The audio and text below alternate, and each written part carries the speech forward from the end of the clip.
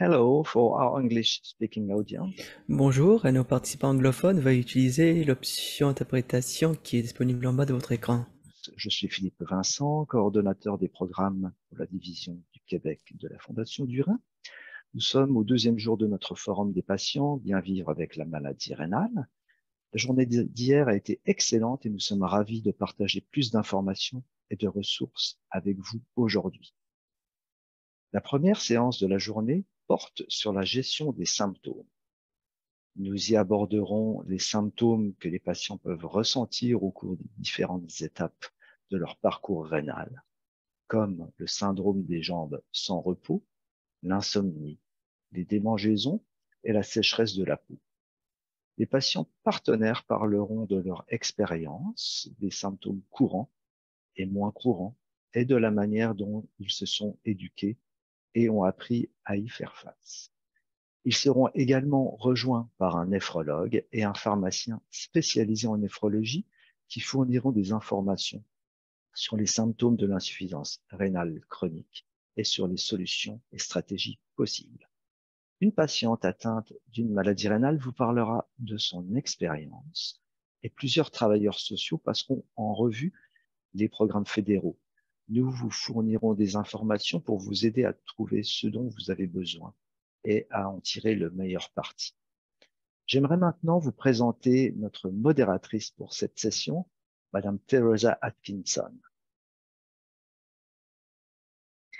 Thank you, Philippe. Merci Philippe. Bonjour tout le monde, j'espère que vous vous portez bien et je suis ravi d'être votre animatrice aujourd'hui. Je m'appelle Teresa et je suis survivant de l'insuffisance rénale depuis 38 ans. Et je vis avec ma troisième greffe de rein depuis les 7 dernières années. J'ai déjà suivi tous les traitements qui sont disponibles, donc je comprends très bien les symptômes auxquels on fait face durant son parcours rénal. J'aimerais souhaiter la bienvenue aux autres panélistes et vous donner quelques informations sur leur parcours. Jacqueline est une partenaire qui a dû faire la dialyse comme enfant. Ensuite, elle a eu une greffe de cœur, ou plutôt ce n'était pas une greffe, mais c'était une opération. Donc, elle a continué jusqu'à l'âge de 18 ans, mais malheureusement, à cet âge, elle a eu l'insuffisance rénale et a dû recommencer la dialyse. Elle a essayé de passer à l'hémodialyse sans succès et une greffe est peu probable. Vincent est patient partenaire qui a reçu son diagnostic plus tard dans sa vie. Il fait la dialyse péritonéale depuis 6 ans et il a eu une greffe de rein et je ne sais pas c'était quand cette greffe. Le docteur Key est néphrologue avec Trillium Healthcare Partners à Mississauga en Ontario et il est conférencier clinicien, responsable de sous-spécialité et enquêteur clinique. Et finalement, Megan, c'est une pharmacienne avec Halton Healthcare en Ontario et elle est passionnée par les soins aux patients et par ses efforts pour aider les aidants naturels et les patients de naviguer le système de la maladie rénale. Donc, Jacqueline, si vous pourriez commencer et nous donner quelques détails sur votre parcours et sur vos symptômes. Merci. Je m'appelle Jacqueline, j'ai 27 ans. J'ai la maladie rénale pendant toute ma vie. J'ai commencé la dialyse péritonéale à l'âge de 18 ans et je vais parler de 5 symptômes auxquels j'ai fait face au cours de ma vie. Ensuite, je vais vous donner quelques stratégies d'adaptation. Donc, les symptômes sont l'insomnie, la fatigue, des troubles de l'humeur, la douleur aux articulations et la somnolence. Donc, l'insomnie touche les gens de différentes façons. Certaines personnes ont du mal à s'endormir ou dormir de façon générale. Le sommeil, c'est l'occasion de nous rétablir. Donc, bien entendu, le sommeil est très important. Donc, cela m'a touché plus tard dans la vie, mais ça a commencé à l'âge de 15 ans. Donc, c'était difficile de me concentrer, me lever, aller à l'école, faire mon devoir, passer du temps avec les amis. Donc la fatigue et le prochain symptôme, c'est un peu différent. Donc la somnolence, c'est lorsqu'on peut se détendre, mais lorsqu'on a la fatigue, on manque ce premier symptôme, et donc ça rend les tâches quotidiennes très difficiles. Et ça a commencé lorsque j'étais adolescente. Ça peut toucher son humeur, son énergie, sa concentration. Et finalement, les prochains symptômes, ce sont les troubles d'humeur. Ce n'est pas un symptôme rénal en soi, mais c'est un symptôme important car lorsqu'on est atteint d'une maladie, ça peut toucher son humeur. Et lorsque les produits toxiques s'accumulent en raison de l'insuffisance rénale, ça peut toucher de façon négative son humeur. Et donc, on se sent léthargique, on est fatigué, et donc ces choses en fait vont de pair. Donc c'est comme se sentir malade tout le temps. Donc c'est comme se sentir enrhumé, on a quelques petites douleurs, on est peu motivé, on est fatigué, etc. Donc les patients rénaux, bien entendu, connaissent ces symptômes. Donc si on compare quelqu'un en santé et un patient de la maladie rénale, en fait, avoir ces symptômes au quotidien peut toucher son humeur. Donc je le qualifie comme un symptôme de la maladie rénale. La douleur aux articulations, c'est un nouveau symptôme pour moi. C'est en raison des niveaux de phosphate élevés. Et ce produit, le phosphore se trouve dans différents aliments. Par exemple, le chocolat chaud, notre taux de phosphore est typiquement plus élevé quand la filtration ne fonctionne pas très bien. Donc cela me touche les pieds, les mains. Donc faire du vélo, marcher et conduire sont plus difficiles. Le dernier symptôme, c'est l'agitation. Ça s'appelle aussi le syndrome des jambes sans repos. Ça peut toucher tout le corps ou une partie du corps. Et typiquement, ça se passe vers la fin de la nuit, ou ça c'est le cas pour moi. Et je dirais que c'est pas très confortable. Et si jamais vous avez de la douleur au cou, on essaie de soulager la douleur, mais c'est pas possible. Donc si on a ce symptôme pour tous encore, en fait, vous comprendrez à quel point c'est difficile. Et c'est aussi un genre de mouvement convulsif du corps. Pour certaines personnes, on peut tout simplement marcher un peu ou se distraire pour soulager ce symptôme. Les stratégies d'adaptation ne sont pas particulières pour ce qui est des symptômes que moi j'ai mentionnés. Parfois, on n'a pas ces solutions rapides à sa disposition. Mais j'espère que vous allez recevoir quelques informations généralisées sur la maladie rénale qui va peut-être vous permettre de faire face à vos symptômes. D'abord, l'équilibre.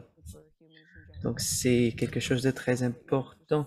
Donc, son alimentation, son exercice, mais c'est plus important chez les patients de la maladie rénale. Nous avons besoin de potassium, de sodium, de phosphore pour vivre, mais si on en a trop, ça peut avoir une incidence sur notre bien-être. Et ces choses s'accumulent dans notre sang et ça peut entraîner quelques-uns des symptômes que je viens de vous décrire.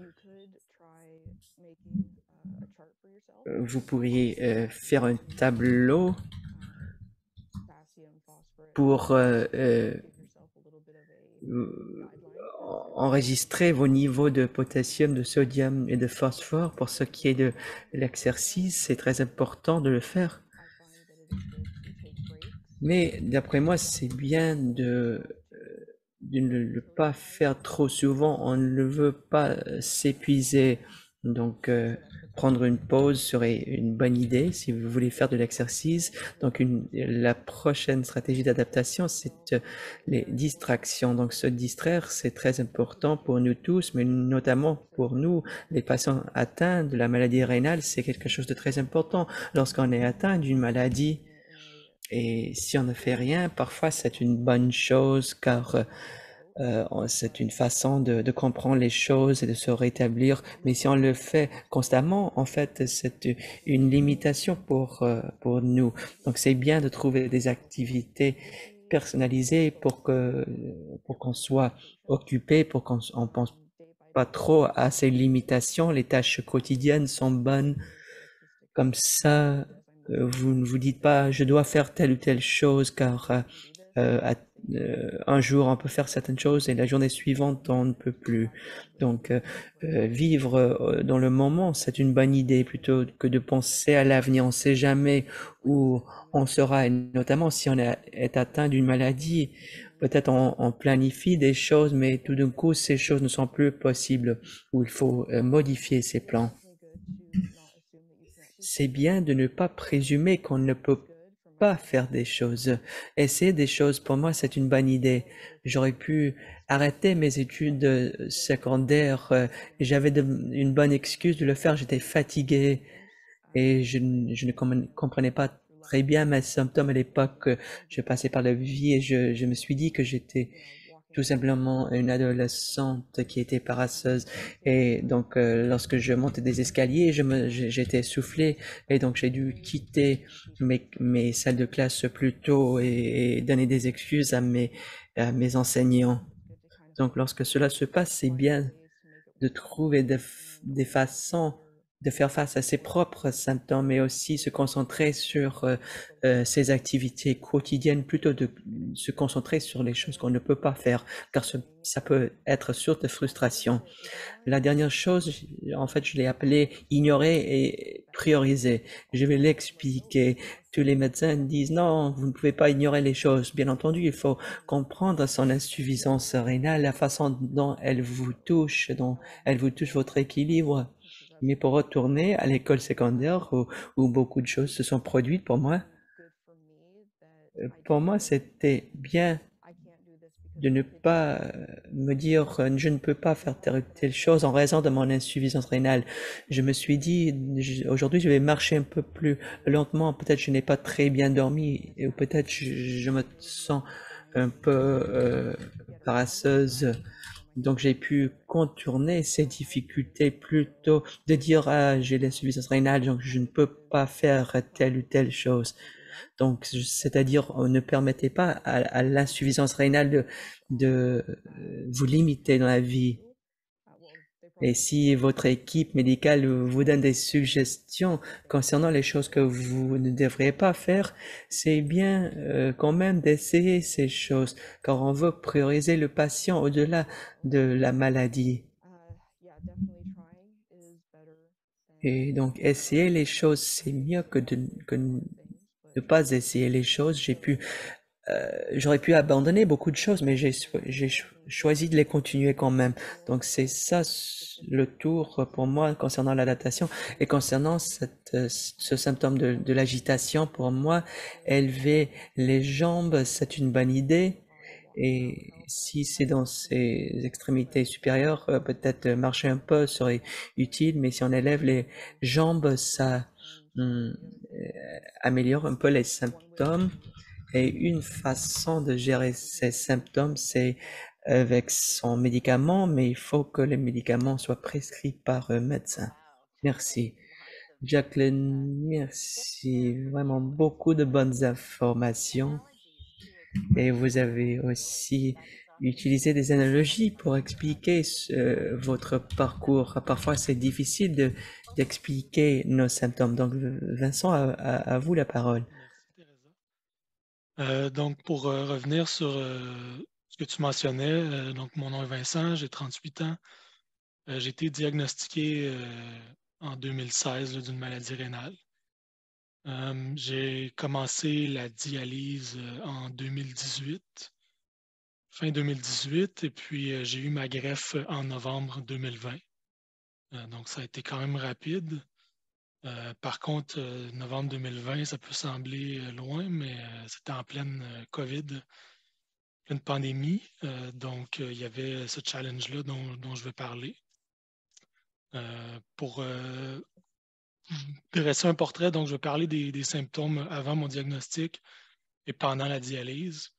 Puis les symptômes qui ont soit perduré, les symptômes qui sont apparus après la greffe, et puis comment j'ai vécu avec la nouvelle réalité de personnes greffées. Donc, avant la dialyse, dans les années qui ont précédé mon diagnostic, j'ai tiré beaucoup la maladie sans savoir que ça m'atteignait. J'avais j'avais des problèmes de pression qui faisaient que j'avais des migraines très fréquentes. J'ai commencé à expérimenter des crampes musculaires de plus en plus fréquemment, qui ont perduré pendant la dialyse, aux orteils, aux pieds, aux mollets, dans le cou, les avant-bras. Moi, ça me réveillait la nuit, je mettais un chandail, puis ça restait coincé dans le cou, des trucs comme ça. Très handicapant aussi quand je faisais des sports. Certains mouvements qui peuvent sembler simples, mais là, ça coinçait dans le pied. Par exemple, au hockey, dans un patin de hockey où tu ne peux pas bouger ton pied avec les orteils qui veulent rentrer par en dedans. C'était, vous imaginez, c'était très handicapant. Pendant la dialyse, il y a eu des problèmes de constipation. Dialyse péritonéale, donc c'est dans l'abdomen. Là, ça devenait un cercle vicieux avec la dialyse comme telle. Ça faisait que ça ne drainait pas bien. Le fait que ça ne drainait pas bien, restait du liquide, ça augmentait la constipation. Donc, j'ai dû essayer pratiquement tous les laxatifs qui sont sur le marché pour trouver le bon, pour avoir un certain équilibre entre pas avoir trop de laxatifs, pas avoir trop d'effets secondaires dus au laxatif, avoir une dialyse qui est fonctionnelle. Donc, il y a cet aspect-là qui était difficile disons, à gérer. Là. Il y avait le fait, donc, avec les laxatifs, que j'allais souvent à la toilette, au travail, à la maison. J'avais souvent l'impression d'être abonné. Je passais beaucoup de temps, bref, sur la toilette. Jacqueline en a parlé, la fatigue, le sommeil difficile. Je peux toucher rapidement sur le fait que de dormir avec le liquide de dialyse, c'était inconfortable. Donc ça amenait la fatigue et disons, le sommeil qui n'était pas réparateur. Il y a aussi les soirs nocturnes qui ont commencé dans les années qui ont précédé le diagnostic, puis qui ont perduré jusqu'encore aujourd'hui. J'en ai parlé à mon équipe traitante, j'ai pas eu de raison pour ça, mais bon, c'est quelque chose qui encore affecte le sommeil, qui affecte bon, l'humeur, comme je dors pas bien. Ouais. Ensuite, pendant la dialyse, puis ça a commencé juste avant le diagnostic, là, les nausées, les vomissements fréquents, avec les toxines qui s'accumulent dans le corps. Le corps réagit de la misère à gérer ça, puis voilà, ça cause cet inconfort-là. Depuis le transplant, il y a beaucoup de symptômes qui ont disparu. Les crampes sont pratiquement disparues. J'en ai encore quelques fois à l'occasion, mais seulement dans les orteils. Donc, tout ce qui est le cou, les bras, les jambes, c'est disparu. Il y avait les grattements, là, les démangeaisons qui sont complètement partis. Les maux de tête, ça depuis, en fait, depuis même la dialyse, là, depuis que la pression est contrôlée, sont pratiquement disparus. Là. J'en ai encore à l'occasion, mais c'est probablement plus dû à la médication qui peut causer ça. Donc, c'est pas constant comme avant, là, où j'avais un problème de pression qui était pratiquement omniprésent. Par contre, là, il y a le reflux gastrique qui est apparu avec les nouveaux médicaments. Donc, ça a été au départ, avant d'en parler, je me disais, bon, peut-être que ça fait juste partie ma nouvelle vie, puis que c'est comme ça. Puis bon, il y a une solution qui a été trouvée avec un médicament qui me permet de contrôler ça. Donc, constipation qui est partie, le reflux gastrique qui est contrôlé. L'alimentation maintenant qui est plus autant contrôlée sur je cherche mon mot là, mais les nutriments à contrôler comme le potassium, le phosphore. Maintenant, c'est plus quelque chose que je dois mesurer ou quantifier. Donc, ça, c'est une liberté additionnelle là, qui est non négligeable. Par contre, bon, il y a les tremblements qui viennent avec la médication, les tremblements surtout au niveau des mains, qui arrivent à l'occasion, qui peuvent être un inconvénient là, quand on a des tâches qui requièrent de la motricité fine.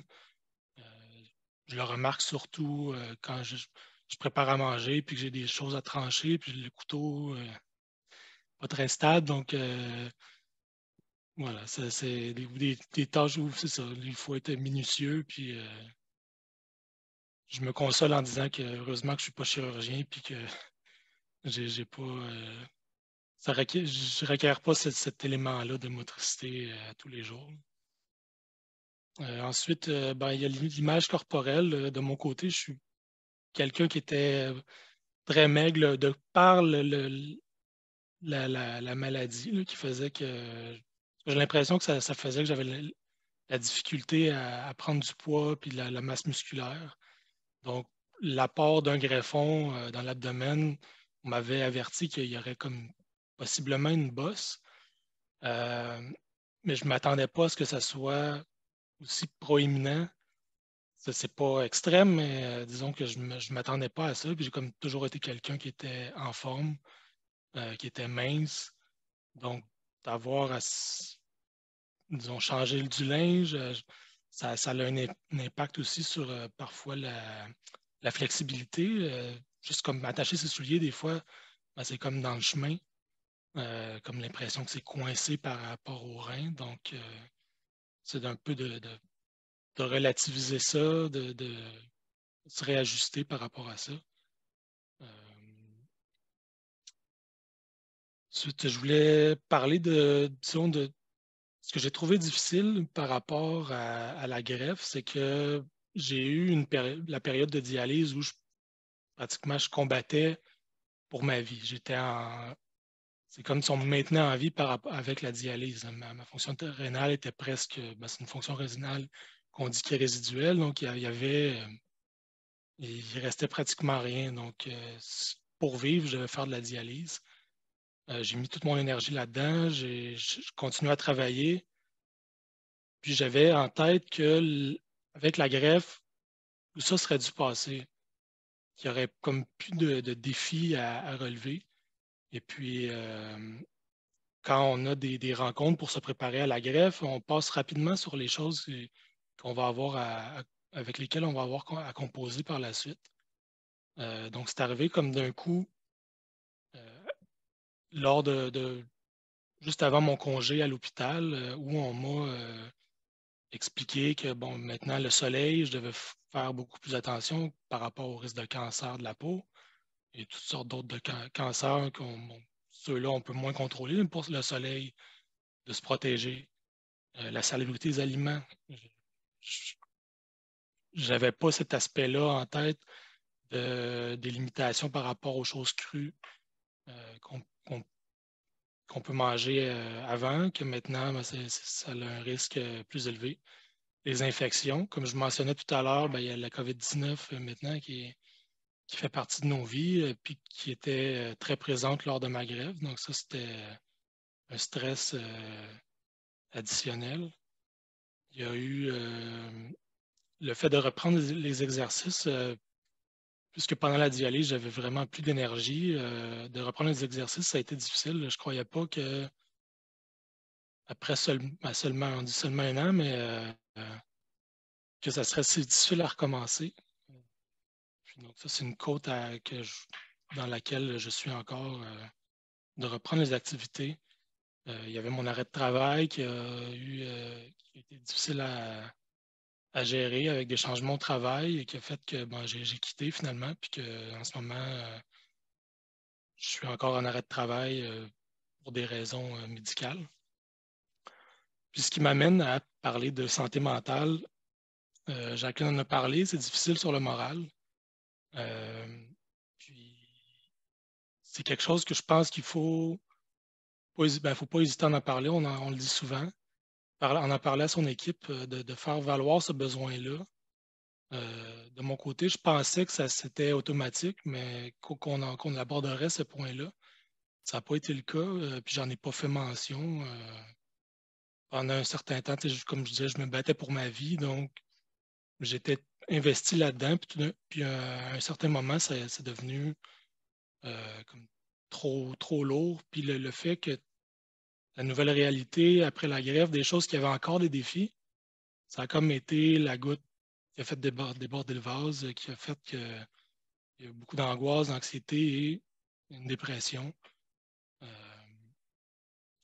Donc voilà, n'hésitez pas à parler de ça. Sachez qu'il y a effectivement des défis après la transplantation qui ne sont pas insurmontables, qui sont pas, que c'est rien par rapport à ce qu'on vit avant, par rapport à la dialyse, si on veut, là, cette période-là qui est vraiment très difficile. Par contre, je pense que c'est important de se préparer. Donc, l'équipe de soins, il y a des spécialistes en santé mentale qui peuvent vous aider avec ça. Puis, si je peux terminer sur un point positif, c'est que je retournerai, malgré j'essaie de parler des points qui sont plus difficiles, je ne retournerai pas sur ma décision d'y aller pour la transplantation. C'est vraiment une libération. La sensation d'être attaché chez soi avec la dialyse péritonéale où il faut le faire à chaque jour. À la fin, j'avais un cycleur, donc c'était pendant la nuit, à côté de mon lit. Je pouvais pas, si je me déplaçais d'un endroit à l'autre, ça demandait une logistique assez importante. Donc, cette liberté-là de mouvement est non négligeable. Il n'y a pas de prix pour ça. Il y a l'énergie qui revient, puis l'alimentation, malgré certaines restrictions, c'est beaucoup plus simple. Donc, comme je le mentionnais si certains l'ont lu dans ma biographie, courte biographie, c'est que c'est comme une deuxième vie. Donc voilà, j'espère que j'ai pas trop découragé les gens par rapport aux nouveaux défis. Puis merci de m'avoir accordé ce temps pour parler de mon expérience. Thank you so much, Vincent, for sharing so Merci, honestly. Vincent, d'avoir partagé si sincèrement des symptômes que vous avez, avec lesquels vous avez dû composer. C'est certainement que ça vaut la greffe, mais ça présente toujours des défis. Donc, maintenant, je voudrais présenter certains de mes symptômes. Je peux empathiser avec les deux autres parce que j'ai eu les mêmes symptômes. Mais moi, je suis tombée dans la maladie rénale. Donc, je suis aboutie à l'hôpital et je ne savais pas du tout ce qui se passait avec mes reins. Il n'y avait aucun symptôme de maladie rénale. Et très certainement, j'ai eu les jambes sans repos, les nausées et des trucs qui viennent plus tard avec la dialyse. Mais un des trucs principaux pour moi, c'était qu'ils ont essayé de me donner une fistule à 3 reprises et donc ça n'a pas réussi pour l'hémodialyse. Et lorsque j'ai essayé, donc j'ai abouti avec des greffons et peut-être que vous ne le savez pas, mais les greffons sont plus difficiles à ficeler. Donc j'allais à la dialyse et c'était toujours très traumatisant pour moi de faire rentrer les aiguilles. Les infirmières avaient des problèmes, se sentaient très coupables. Et donc, lorsque j'ai parlé à mon médecin à ce sujet-là, elle me dit, puis ça c'est dans les années 80, lorsque personne ne le faisait, elle me dit, apprenez à mettre l'aiguille vous-même. Et c'est ce que j'ai fait. Ça a pris très longtemps parce que je n'avais pas du tout l'intention de me rentrer une aiguille dans la peau, mais j'ai commencé, puis j'ai inséré l'aiguille et éventuellement, j'ai été capable de le faire. Et le contrôle de la douleur en le faisant moi-même était incroyable.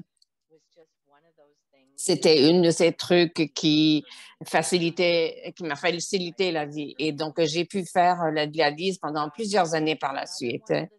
Un autre des symptômes avec lesquels j'ai vraiment lutté, et pas tant avec la greffe, mais cette histoire de cerveau embrouillé qu'on a. C'est comme si on n'était pas capable de penser clairement. Et je pense que Jacqueline, vous avez dit ça, mais lorsque vous vous sentez malade, vous avez le rhume, vous avez ce genre de symptômes, posez-moi pas une question compliquée. Donc, les gens ont appris à ne pas me poser des questions à la 3e journée de ma dialyse. On avait juste des conversations vraiment très faciles. Et donc, ça, c'était certaines des façons de pallier à ça qu'on a trouvé. Après la greffe, bien sûr, certains des mêmes symptômes que Vincent a mentionné. Les tremblements, pour moi, peuvent être un grand problème. Elles sont remarquables aux autres, c'est certain. Et souvent, donc, ça peut être un peu gênant. Parfois, les gens pensent que vous êtes drogué, mais vous n'êtes pas sur des médicaments. Donc, il faut expliquer que c'est un effet secondaire d'un de vos médicaments. Si vous vous sentez mal à l'aise, vous voulez le faire. Les problèmes gastriques, pas tant pour moi la constipation que Vincent a vécu, mais avec les médicaments de greffe, j'ai vécu beaucoup des autres complications gastriques et intestinales, et ça s'est passé davantage lorsqu'ils ont changé mes médicaments. Et j'ai appris à la 3e greffe, il ne faut pas douter, on y va. On la laisse reposer et à l'intérieur de moi, en général, ça disparaît. Et donc, c'est plus que mon corps doit s'habituer à un nouveau médicament. Donc, j'ai appris à attendre, à lui donner du temps. Si on commence le traitement ou la chimio, mais ça, je ne savais pas au début, mais donc, maintenant, je le sais avec toutes les années d'expérience. De simplement laisser le temps passer un peu avant de ne freaker parce qu'il y a quelque chose qui se passe. En général, ça dissipe par d'elle-même le problème, de lui-même. Et la dernière chose, la prednisone, pour moi, ça a causé beaucoup de changements d'humeur, peut-être de la dépression occasionnelle. Je dois prendre des antidépresseurs pour traiter ça. Et ça m'a pris des années pour en parler à mon médecin de ces enjeux-là parce que je suis forte et je gère tout simplement seule. Mais donc, c'est vraiment utile d'avoir ces conversations ouvertes et honnêtes, soit avec votre nephrologue, votre pharmacien ou autre. Il faut les avoir, mais donc expliquer ces symptômes, d'en parler aux gens et de ne pas juste les ignorer ou les enterrer, les ensevelir comme si c'était quelque chose qu'il fallait que vous enduriez. Il faut vraiment les traiter et s'il faut les traiter, à ce moment-là, comme vous allez de l'avant, comme Jacqueline a dit, vous faites ce qu'il faut pour vivre votre vie et avec ce que vous faites. Donc, ça, ce sont certains des symptômes que moi, j'ai eus à travers mon cheminement. Et maintenant, j'aimerais passer la parole à Dr. Key, qui va partager un peu au sujet de pourquoi on devrait sentir certains de ces symptômes-là.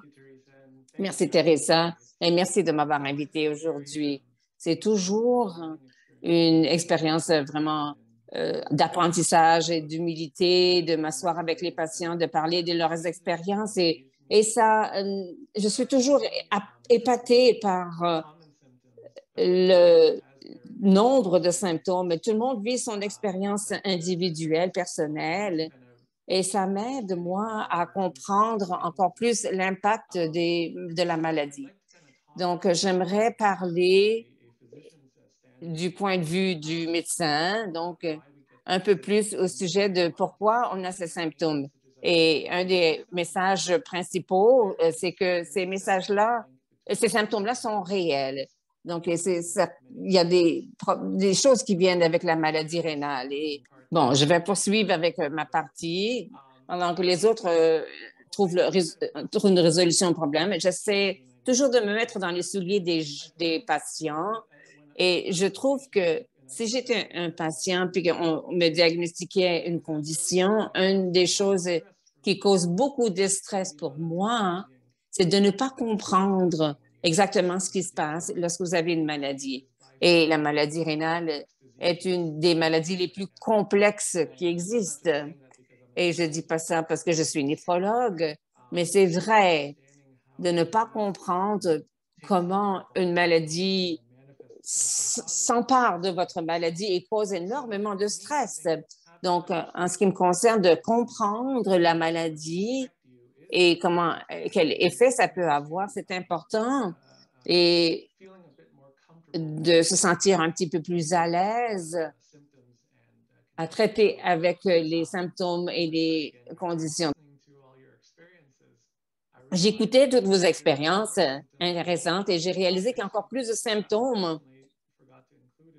que je n'ai pas malheureusement inclus dans ma présentation. Donc, ça vous prouve que les impacts vraiment très larges, la portée très large de la maladie rénale. Mais je pense que la première chose qu'il faut faire, c'est comprendre ce qui se passe. Donc, les reins mesurent à peu près de 1 centimètre, à peu près, donc au milieu de votre dos. Et leur but principal, c'est de nettoyer votre sang. Et ça veut dire donc, ils éliminent les toxines qu'on accumule de façon quotidienne. Ça veut dire équilibrer les différents sels dans votre sang, donc le sodium, le potassium, le chlore, le magnésium, le calcium, le phosphate, et garder tout ça équilibré.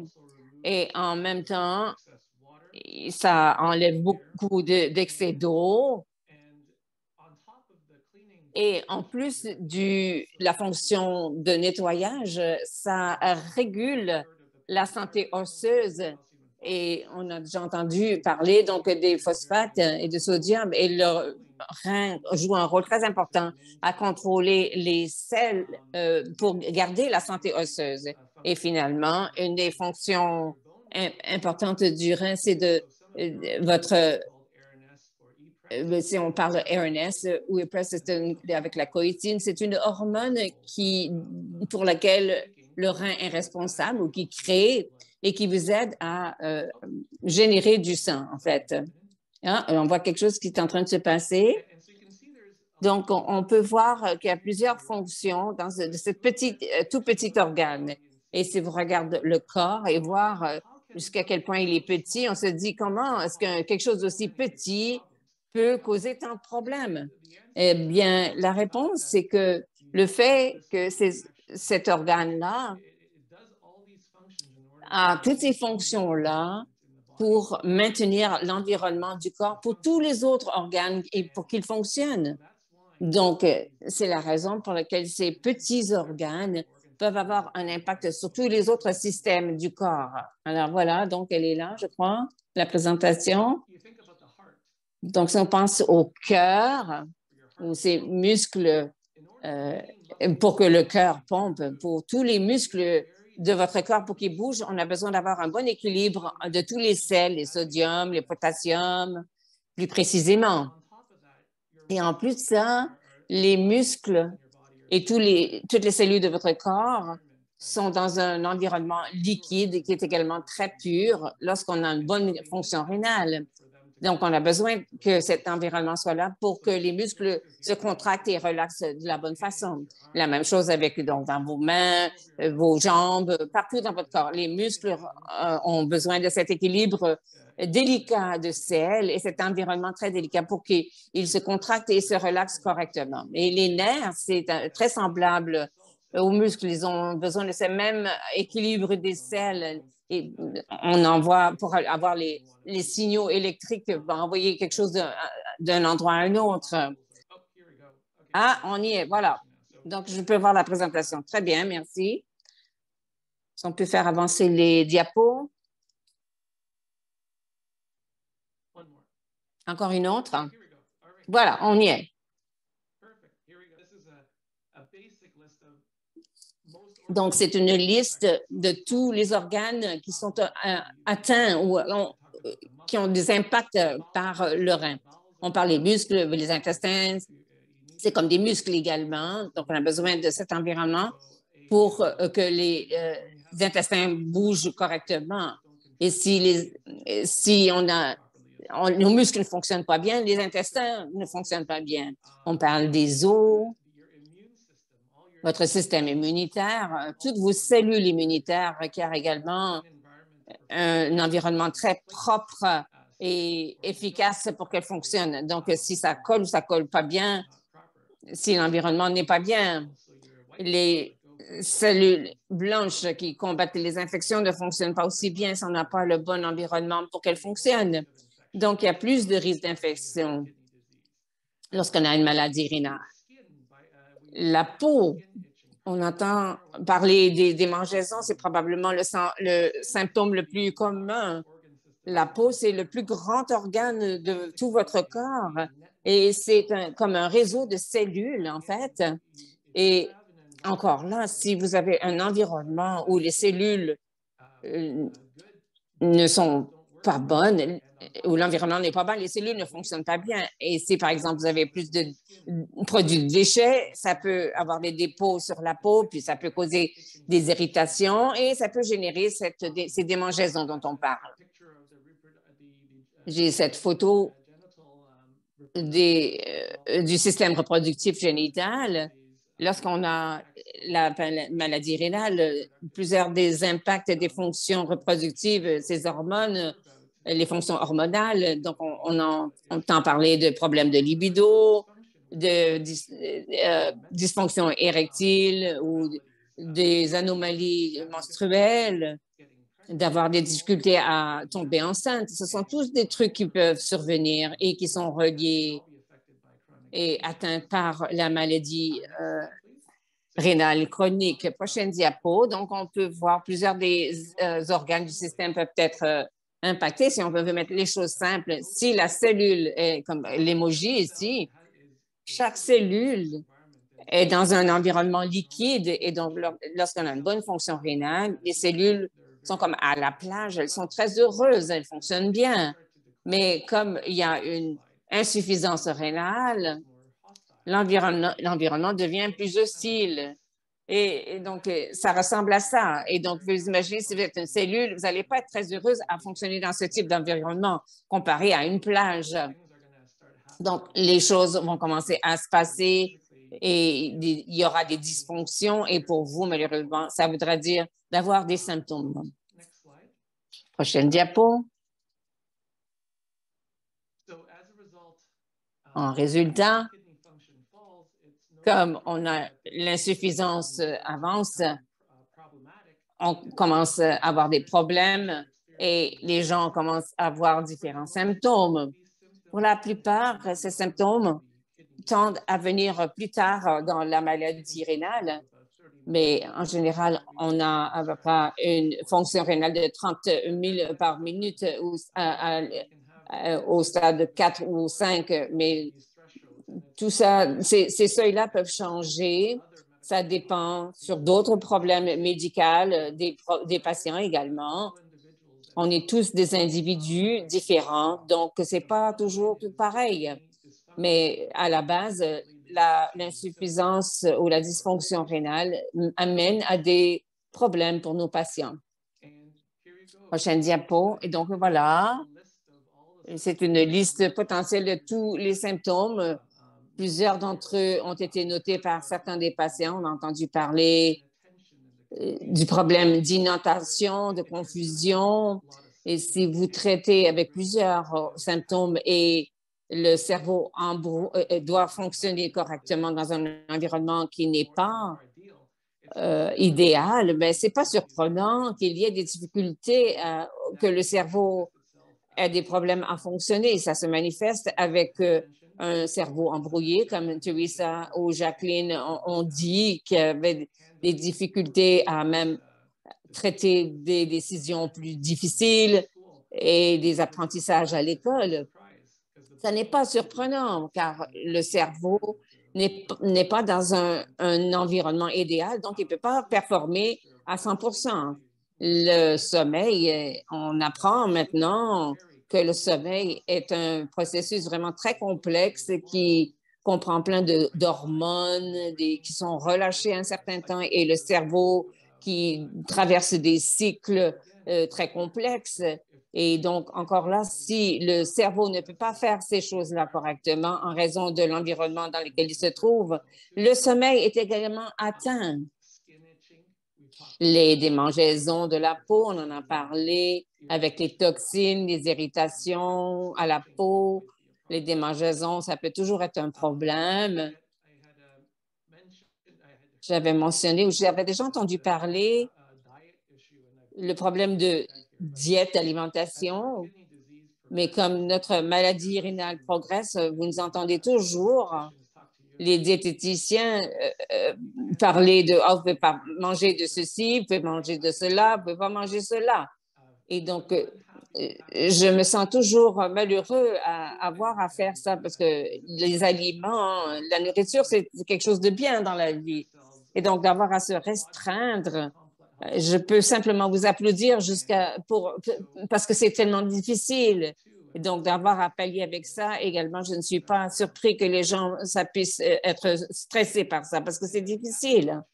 Et les changements d'appétit, également, l'insuffisance rénale avance et que vous pouvez moins manger, ça devient un problème pour tout le monde.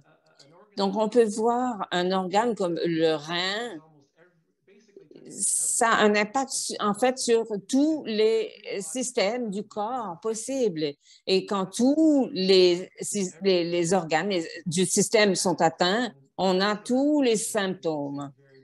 Et c'est là où ça devient vraiment un grand défi pour tous, et même pour nous, à titre de clinicien, d'essayer de gagner le contrôle de ça et ça peut devenir un défi également. Prochaine diapo, s'il vous plaît. Et je ne veux pas oublier, c'est probablement un des enjeux principaux qui vient à l'avant ces jours-ci, c'est la santé mentale. Non seulement est-ce qu'on peut expliquer la chose au niveau physiologique, mais si on y songe juste au niveau pratico-pratique, lorsqu'on a toutes ces choses-là à tolérer et à gérer, tous ces symptômes, et en plus de ça, on a des enjeux de la vie réguliers qu'il faut gérer également, que ce soit l'éducation, le travail, la famille, les obligations. C'est difficile de ne pas voir que quelqu'un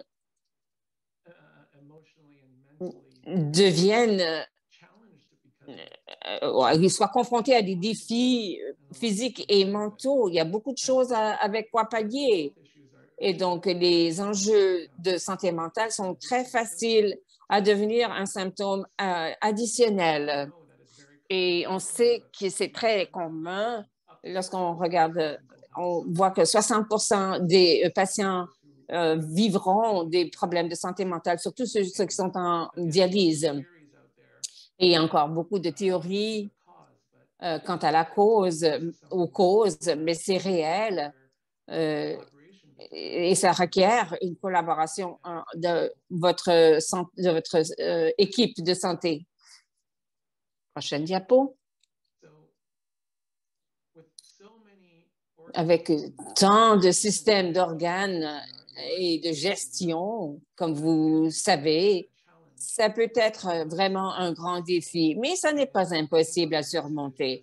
Un des messages qu'on entend aujourd'hui, qui est très important, c'est assurez-vous d'en parler à votre équipe, à vos infirmières, avec vos médecins, avec toute votre équipe de soins de santé, parce que si on sait, on pourra entamer un type de plan pour gérer vos symptômes. Étant donné le manque de temps, je pense que je ne pourrais pas en parler, mais donc peut-être il y aura des questions plus précises au sujet des traitements, mais je pense que ce que Vincent, Jacqueline et Teresa ont dit en termes de mécanismes pour pallier et traiter certains de ces symptômes étaient vraiment des conseils très judicieux. Et donc, je crois que je vais passer à la prochaine diapo, si possible. Excusez, donc à la dernière. Donc, on va passer aux jambes sans repos. Une autre. OK. Donc, les jambes sans repos, c'est un des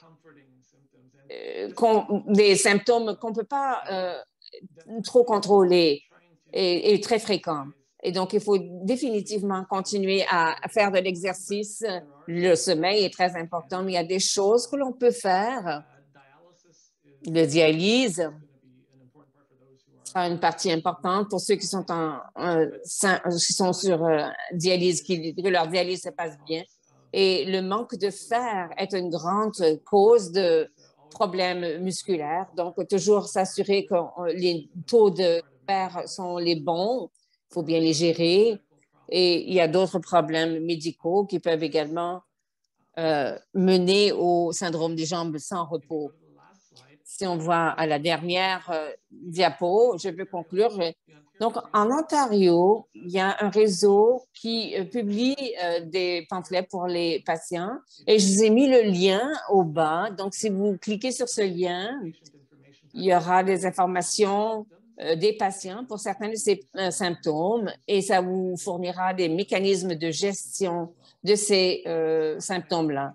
Donc, ceci étant dit, merci de l'occasion de vous avoir adressé la parole aujourd'hui et désolé qu'on n'ait pas plus de temps. Merci. Formidable. Moi, j'ai appris des choses que le rein contrôlait toutes ces fonctions-là. Donc, merci beaucoup, Dr. Key, de nous avoir appris ça. Et merci maintenant à Megan qui va nous parler un peu des pharmaciens et des médicaments. D'accord, merci. J'essaie de partager mon écran. Et il semble ne pas fonctionner non plus. Si quelqu'un peut m'aider. Donc, je m'appelle Megan. Je suis pharmacienne rénale, en soins rénal. Et je vais continuer à parler des symptômes, plus précisément comment votre pharmacien rénal peut vous aider. Donc, je vais commencer avec la prochaine diapo, donc dans les prochaines minutes, comme Dr. Key a déjà dit, comment on peut avoir des symptômes, quels pourraient être symptômes et comment vous et votre équipe de soins peuvent collaborer pour gérer ces symptômes. Et puis, on va essayer de traiter ces symptômes-là maintenant. Donc, on a parlé des symptômes. Dr. Key a passé en revue plusieurs façons dont ces symptômes se circulent. L'interprète s'excuse, mais le son est difficile à comprendre. Donc, il y a des toxines et des sous-produits, donc ça peut causer de la nausée, des vomissements, le cerveau embrouillé. Et si on peut donc avancer d'une autre diapo, s'il vous plaît. Merci. Étant donné que vos reins enlèvent les fluides, on peut avoir des accumulations de fluides dans vos reins et vos reins sont responsables pour équilibrer les produits chimiques. Et donc, ça peut vous donner ces jambes sans repos dont on a parlé. Et si vous avez donc des crampes musculaires, vos reins sont également responsables de dégager des hormones comme la polytryptine et également qui est active avec la vitamine D. Donc, avec des problèmes, on peut avoir de la fatigue, des problèmes d'essoufflement et des nausées. Et également, les médicaments que vous prenez pour vos reins peuvent également avoir des effets secondaires. Et je sais que, et malgré que ça puisse différer des effets secondaires, ça peut également avoir un impact sur votre vie. Prochaine diapo. Donc, on a tous parlé des symptômes. Tout le monde a parlé d'une diversité de symptômes. En voici une liste, malgré qu'elles ne sont pas tous là. Il y a plusieurs des symptômes qui ont été nommés qui sont là. et également les effets secondaires des médicaments qui peuvent être mis en différentes catégories. Donc, j'ai mis des exemples. Donc, le système nerveux central d'avoir des effets secondaires. Donc, ça peut être des difficultés de concentration, des problèmes de sommeil, des humeurs changeantes, des problèmes gastro-intestinaux, donc avec la nausée, les diarrhées, les problèmes musculo-squelettés, dermatologiques également, donc avec la perte de cheveux, des démangeaisons, la myélosuppression, ça peut être un risque d'infection ou de saignement ou d'anémie comme la fatigue, l'essoufflement, de sentir avoir froid. Et comme on a déjà mentionné, une fois dans cette séance, on a parlé de prednisone comme un exemple de médicament qui peut vraiment avoir un impact sur la vie de quelqu'un.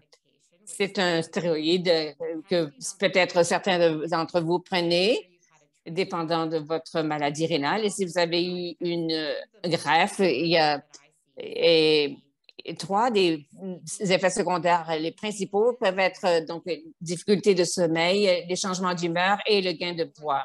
Donc, on peut voir qu'il y a un grand chevauchement entre les effets secondaires et la maladie rénale. Et c'est très important de voir quelle est la cause de ce que vous ressentez. Est-ce que c'est par la maladie ou les effets secondaires des médicaments? Qu'est-ce qu'il faut faire? Tout d'abord, souvenez-vous que ces symptômes-là sont normaux et réels. Si vous avez des problèmes avec les gens dans votre vie qui ne vous croient pas, allez voir votre équipe de soins pour qu'on puisse vous fournir les connaissances et donc éduquer les gens autour de vous. Et c'est également important de dire à votre équipe de soins au sujet de vos symptômes. La plupart incluent un vrai pharmacien qui a de l'expérience à traiter ce type de symptômes et également à gérer la complexité des médicaments que vous prenez. Donnez beaucoup de détails sur vos symptômes, s'il vous plaît. Donc, par exemple, disons que vous avez les démangeaisons jusqu'au point où vous ne pouvez pas dormir la nuit, vous avez la dépression, vous avez l'impression de ne plus être capable de gérer, puis vous allez à votre rendez-vous et l'équipe de soins parle seulement de votre potassium. Alors, ça peut amener au numéro 1. Vous ne sentez pas écouté et vous n'êtes pas capable de planifier pour votre potassium, ce qui peut être dangereux. Et 2, un bon plan ne sera peut-être pas mis en œuvre pour traiter votre démangeaison, peut-être parce que vous ne l'avez pas mentionné ou vous n'avez pas vraiment expliqué les effets profonds que ça avait sur votre vie. Et veuillez documenter les choses, par exemple le moment où vos symptômes ont commencé, où ils se sont améliorés, ou se sont aggravés. Et c'est aussi important de parler à votre équipe sur les effets secondaires auxquels vous faites face et poser beaucoup de questions. Par exemple, est-ce qu'il y a un autre médicament que je pourrais prendre qui n'a pas cet effet secondaire, ou serait-il possible de gérer cet effet secondaire? Lorsque Vincent a commencé un médicament pour ses douleurs d'estomac, et donc le pharmacien ou l'équipe de soins fait quoi lorsque vous leur parlez d'un effet secondaire? Il faut faire une collecte d'informations, en déterminer la cause, donc on va faire des tests de laboratoire, étudier vos médicaments. Et il faut comprendre la façon dont le symptôme vous touche. Ça va nous permettre de prioriser les choses si on fait face à toutes sortes de symptômes en même temps. Et ça pourrait aussi changer le plan de traitement selon la nature du symptôme. Il faudrait aussi évaluer les traitements utilisés à date. C'est également important de parler à son équipe, notamment aux pharmaciens, d'une surutilisation des médicaments. Si vous ne vous sentez pas bien en raison des médicaments que vous prenez, ce sont des inquiétudes tout à fait légitimes, et si on ne s'y attaque pas, vous pourriez peut-être arrêter de prendre vos médicaments. Cela pourrait avoir de graves conséquences. Donc, très souvent, on peut simplifier les médicaments qu'on prend, et le pharmacien rénal est une excellente ressource pour vous aider à cet égard. Prochaine diapo. Finalement, je vais parler du traitement des symptômes. Je n'avais pas pour objectif de parler de façon détaillée des symptômes, mais de discuter de façon générale les symptômes et la façon dont votre équipe peut vous soutenir. Parfois, on utilise des traitements qui ne sont pas des médicaments. Par exemple, discuter de l'hygiène de sommeil si on en est aux prises avec l'insomnie, ou par exemple des façons d'éviter des démangeaisons, ou parfois il faut utiliser des médicaments qui ne sont pas prescrits. Et le fait qu'on peut utiliser ces médicaments sans ordonnance, en fait, ne signifie pas que l'équipe de santé ne devrait pas être impliquée. Juste le fait qu'un tel médicament sans ordonnance existe ne signifie pas que ça pourrait vous être utile, ça pourrait avoir une incidence sur l'efficacité des autres médicaments. Et certains médicaments à base de plantes peuvent avoir une incidence sur vos médicaments. Donc si vous prenez ces médicaments, veuillez en parler à votre équipe. Et au moment où on commence à prendre de nouveaux médicaments, c'est très important d'avoir toutes les bonnes informations pour que les résultats soient optimisés. Donc, c'est important d'être au courant des effets secondaires du médicament. Et on fait quoi pour régler ces effets secondaires? Comment peut-on les gérer? Et qui est-ce qu'on doit joindre pour les gérer? Et c'est aussi important de savoir le temps qu'il faut attendre avant de voir l'efficacité des médicaments. C'est très important d'avoir ces informations car sinon on va peut-être arrêter de prendre le médicament quand on a l'impression qu'il ne fonctionne pas.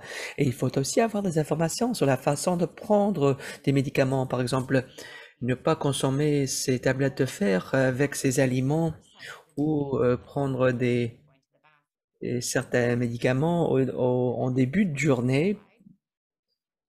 Et je crois qu'il y a eu notre diapo. Donc j'espère que vous allez savoir que vous n'êtes pas seul. Il y a toute une communauté de personnes qui font face à des situations similaires. Et j'aimerais remercier la Fondation du Rhin pour avoir organisé cette activité qui nous permet de partager nos expériences. Et n'oubliez pas que votre équipe de santé est là pour vous aider. Et donc ne nous oubliez pas, en travaillant ensemble, nous allons parvenir à gérer vos symptômes. Merci de votre attention. Merci Megan. Merci de ces informations qui ont été tellement utiles. Et merci tout le monde de toutes les informations que vous avez fournies. Et nous avons beaucoup appris. Donc j'aimerais passer aux questions de la boîte de clavardage. Donc par rapport aux compléments, en fait, on pose des questions sur le curcuma. Et donc, est-ce que c'est quelque chose dont il faut discuter avec un professionnel de la santé? D'abord, Dr. Key, ensuite Megan.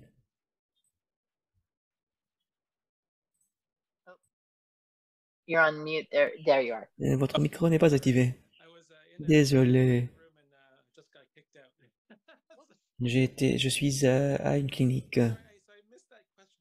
Je n'ai pas entendu la question. J'ai entendu le mot curcuma et on parlait de compléments. Donc Megan va parler des compléments, mais donc est-ce que le curcuma, est-ce que c'est quelque chose qui peut être pris par des patients atteints de maladies rénales ou est-ce qu'il faut en parler sur une base individuelle? Malheureusement, pour ce qui est de ces compléments qui existent, il n'y a pas de données probantes sur leur efficacité ou sur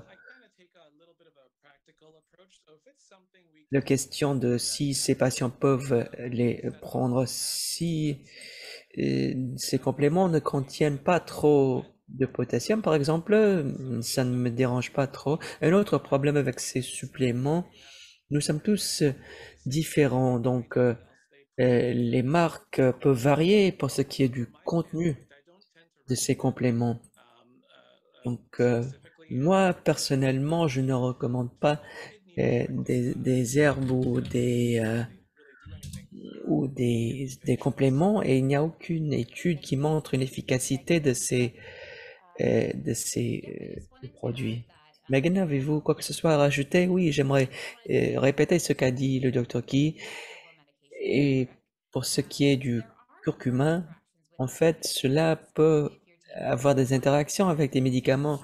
Par exemple, si on prend des médicaments pour le diabète ou donc, veuillez consulter votre équipe si vous voulez prendre l'un de ces compléments. Comme l'a dit le docteur Key, parfois si c'est une petite quantité, si ça vient des aliments, c'est probablement correct, mais ça dépend de la quantité. Et comme l'a dit le docteur Key, ces produits ne sont pas normalisés, donc on ne sait pas ce qu'on prend. Thank you. Great advice from both of you. Merci, de très bons conseils de vous deux. Bien entendu, il faut investiguer les choses, notamment notamment chez les patients atteints de maladies rénales. Une autre question, comment peut-on expliquer ces symptômes à sa famille et à ses amis? Jacqueline, vous avez donné de très bons exemples. Est-ce que vous parlez de vos symptômes à vos amis ou est-ce que vous ne partagez pas ces informations? Parfois, j'en parle, ça dépend de la personne, du jour. Pour retourner au propos du Dr. Vincent, désolé, lorsque j'étais à l'école secondaire et en fait pendant toute ma vie, un défi plus important auquel j'ai fait face, toutes les difficultés auxquelles j'ai fait face, les gens m'ont dit, ah oui, j'y ai fait face aussi. Et c'est l'élément difficile avec la maladie rénale. Les gens ont la peau sèche, l'insomnie. Et donc, lorsque moi je parlais de mes symptômes, les gens me disaient, ah oui, ça m'arrive aussi.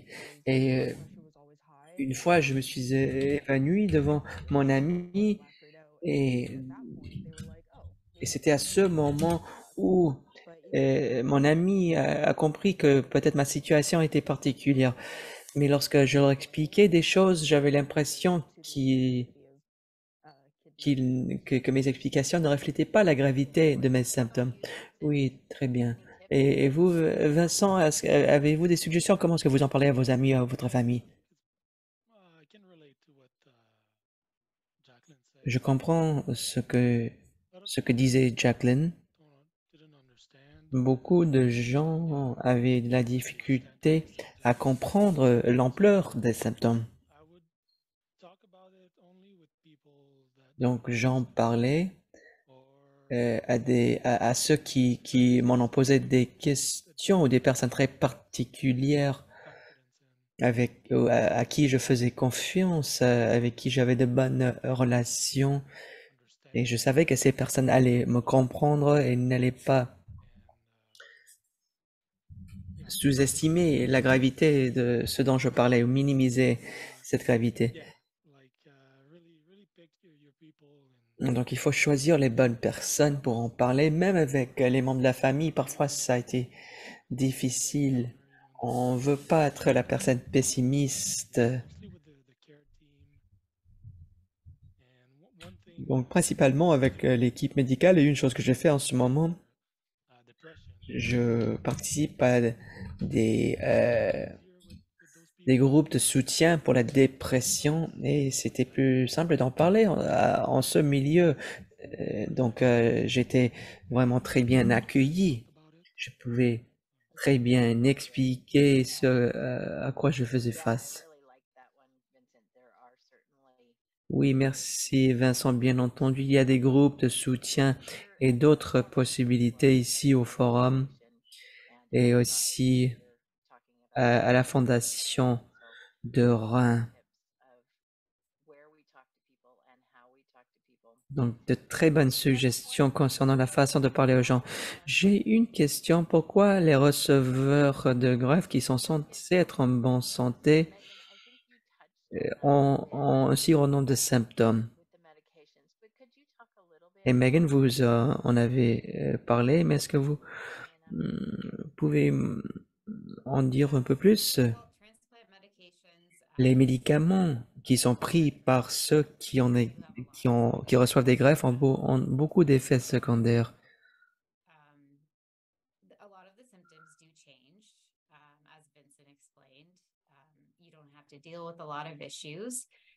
Donc, comme Vincent l'a dit, les effets secondaires changent, mais chez moi, en fait, je vois beaucoup d'effets causés par les médicaments.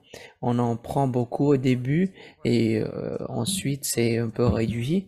Mais il faut travailler avec son équipe pour faire en sorte qu'on prend les bons médicaments, qu'on gère les effets secondaires aussi bien que possible. Et parfois, il faut changer un peu les doses, on peut parfois les ajuster un peu, mais typiquement, on peut aider les gens, donc veuillez en parler à votre équipe. Docteur Key, avez-vous quoi que ce soit à rajouter? Oui, c'est un élément important des médicaments. Donc la première année, après la greffe,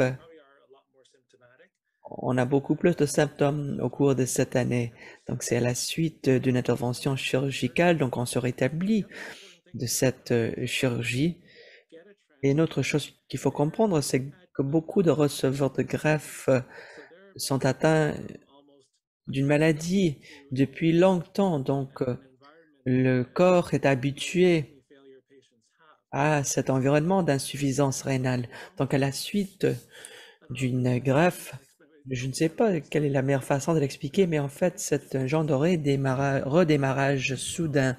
Tout d'un coup, le rein fonctionne bien, mais les cellules doivent s'adapter à ce nouvel environnement car elles étaient habituées à l'ancien environnement et maintenant ça va bien au niveau rénal.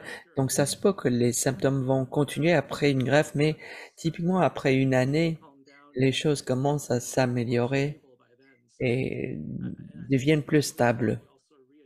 Donc c'est un changement au niveau du corps à ce nouvel environnement. Il ne nous reste pas beaucoup de temps, mais j'aimerais poser cette dernière question. Et je suis désolé si on a raté des questions. Donc cette question s'adresse aux patients. Typiquement, quelle personne a pu mieux comprendre vos symptômes au sein de votre équipe médicale? Est-ce que c'était une infirmière, une pharmacien, un médecin? Donc, qui a mieux compris ces symptômes? Vincent, est-ce que vous aimeriez commencer? Oui. Est-ce que c'est pour Mary Christine? C'est la question de Mary Christine? Oui. Je vais répondre en français. Donc, ce qui m'a le plus manqué, j'ai eu un moment où j'ai senti où la collaboration n'était pas là, mais en général, je dirais qu'une bonne collaboration avec le patient, c'est très important. Ils ont toujours fait des efforts pour s'adapter, disons, à mes problèmes ou à mes questions, à répondre à mes questions. Ils étaient disponibles sur appel. Là. Il y avait toujours quelqu'un qui était sur appel ou en tout cas pour me rappeler dans un délai très court. J'ai parlé avec je voyais plusieurs néphrologues là, dans la clinique de dialyse. Il y en a avec qui j'étais plus à l'aise, donc avec ceux-là, je discutais plus de mes symptômes. Il y avait la nutritionniste aussi. Donc, je pense que c'est juste d'inclure le patient. Je pense que c'est ça mon point principal, c'est d'inclure le patient dans le processus.